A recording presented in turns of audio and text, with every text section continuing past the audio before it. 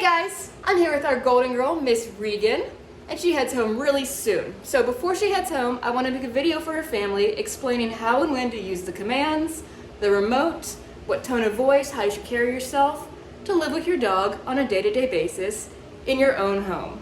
So you put the work in, you invested in the training, and now you're ready to take her home and use it. If you do not practice every day, and by that I mean live with her in a way that uses the training every day, all the time, you will have wasted your time and money, and we don't want that. So we're gonna start with the crate. The crate is like your dog's home base. So whenever you are not home, whenever you are in the shower or grabbing the mail down the street, whenever you can't keep a close eye on her, she should be in here.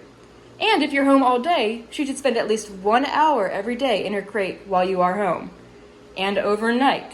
So the crate is her safe space. This crate's a little bit small for her. It's all I have up here right now, but a little bit bigger than this would be great, with a water bucket, a nice bed, some chew bones. It should be a nice place to be.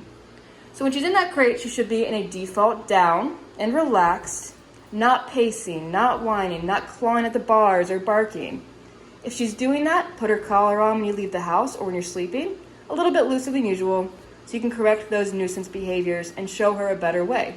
She should not be stressed in here. She should be calm and enjoy it. I also feed all my dogs meals in their crate, so it becomes a safer space for her to eat her meals, so little kids can't come up on her, other animals in the household can't approach her, and make her feel defensive of her food and her resources. So to make your crate even better, give your dogs all their good treats in there, their meaty bones, their meals, and make it a nice place to be. I usually keep their collar and remote charging on top of their kennel, so it's right there.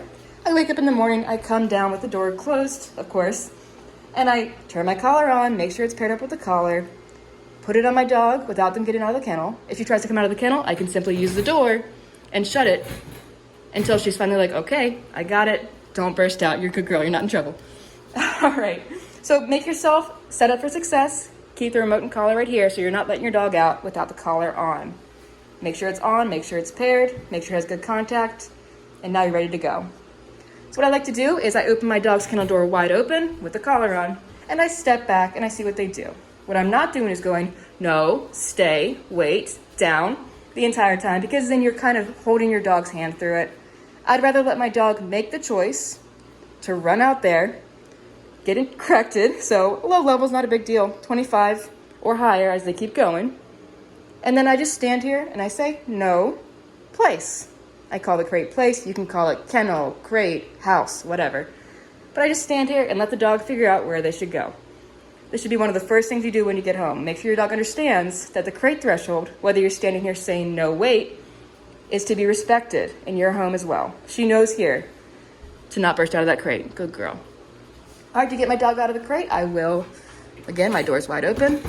I have an option here. I could tell her to break, where she's going to run out and be free and run all around the house and be crazy, or I could recall her out into a stationary command like a sit or down. So I'll call her, and if I need help, she doesn't come right away, I can tap the tone. Come. Good girl. She's not sure. There she goes. Oh, I know it's small. You did a good job. Sweet girl. Nice job. All right, I have my dog out. She's anchored in a stationary command. Now what do?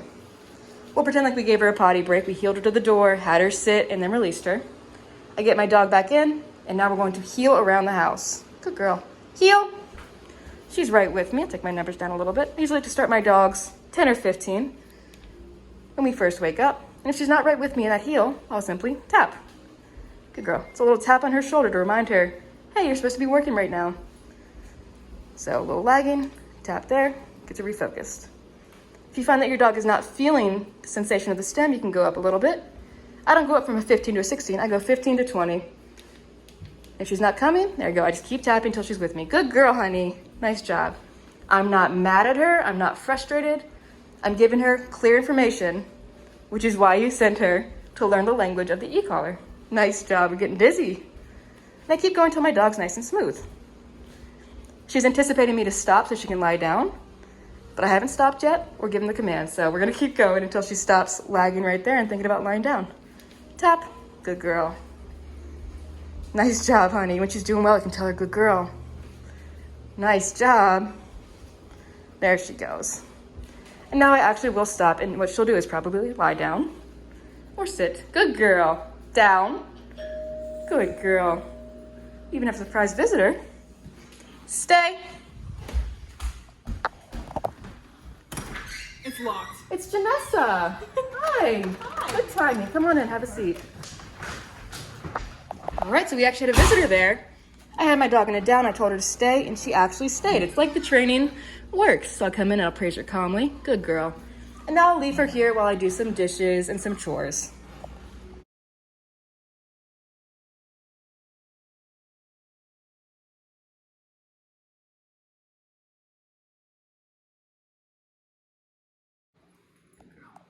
All right, she did a great job holding that down today while I did chores and talked to Janessa, who is now helpfully filming me. I leave her here, leave the room. I don't need to say stay because down is implied that she should stay. You can always say stay if you like to.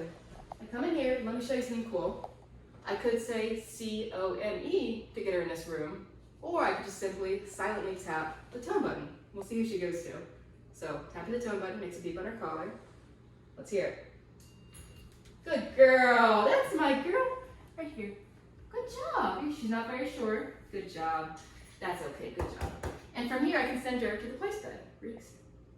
Regan. Good girl.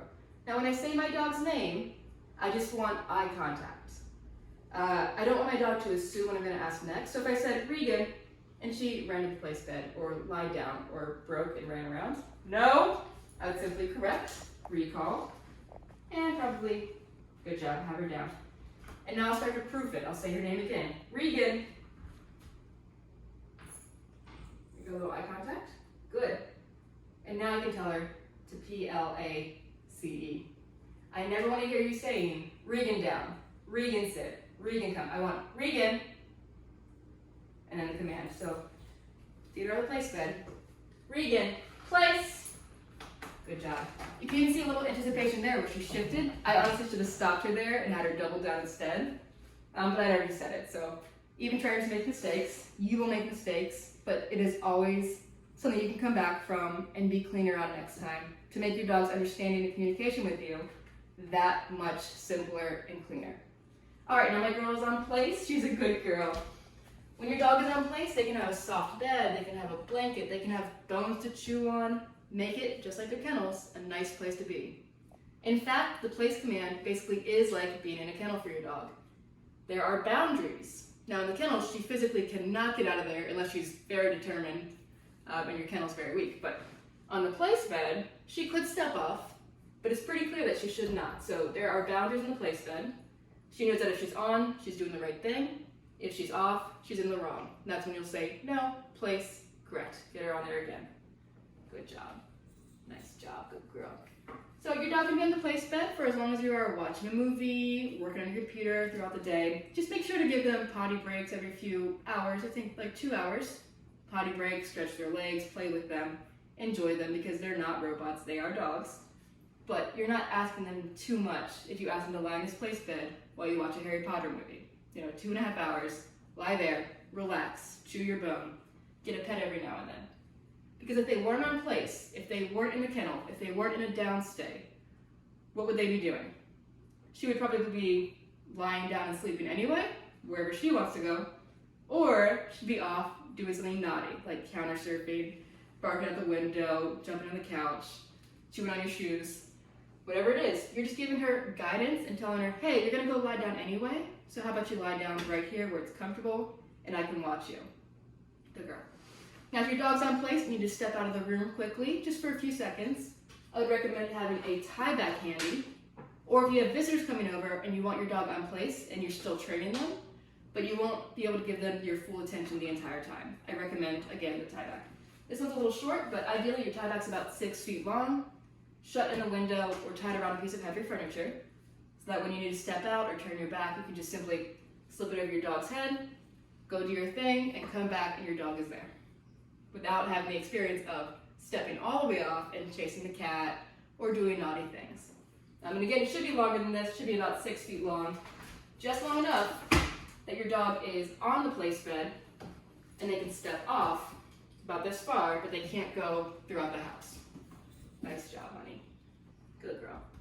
Now, to get your dog off the place bed, you could either recall them off like we did with the kennel earlier, or you could tell them to Regan. Break! Yay! Good girl, break. And now you can play with them, cuddle them, go for a walk, whatever it is. Good girl. Come on. But she wants to go to the place bed. Break! Yes, good girl. Nice job. She's in work mode. She thinks it's time to be serious, but it's okay to be silly sometimes. Good girl. Break! Let's go. Good girl. Go on. You're so